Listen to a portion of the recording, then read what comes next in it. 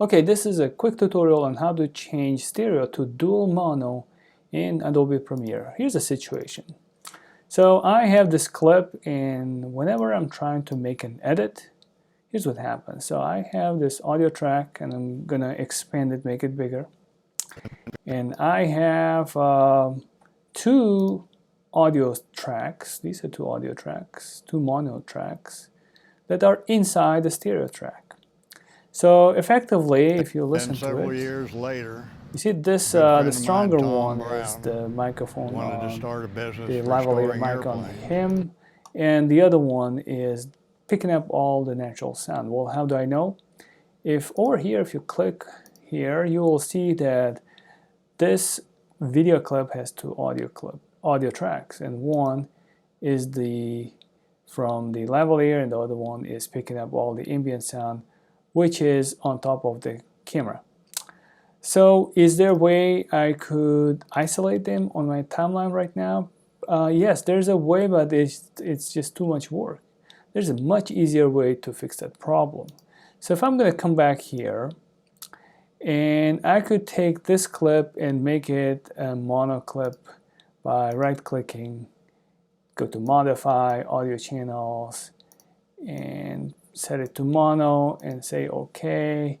And basically here it's telling me it's not going to change my timeline, whatever is on the timeline. It's going to change the original clip. And if I'm going to say OK and double click on it and go back, now they are separate. They isolated from each other.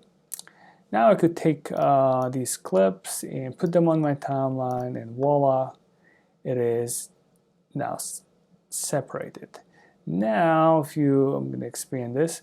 Now if I'm going to play back this, you will hear the difference. So I'm isolating the first track here for this clip.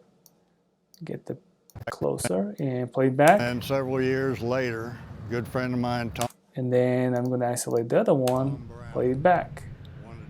Well, obviously you can tell the difference because one sounds clearer than the other ones. And now I can hold the Option key and get rid of the ambient sound one, because obviously that's the one that needs to go. But earlier here, I wouldn't be able to do that. I couldn't delete one and keep the other one. Well, here I can do it because now I isolated them and I showed you how to isolate.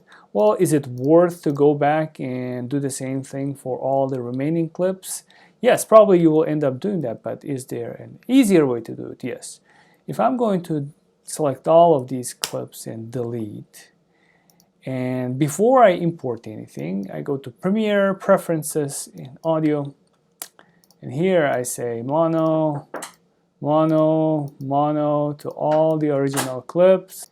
So now if I'm going to import all these clips and select and say OK, these all clips are going to take effect, and now they're going to be dual mono from get-go, from the original.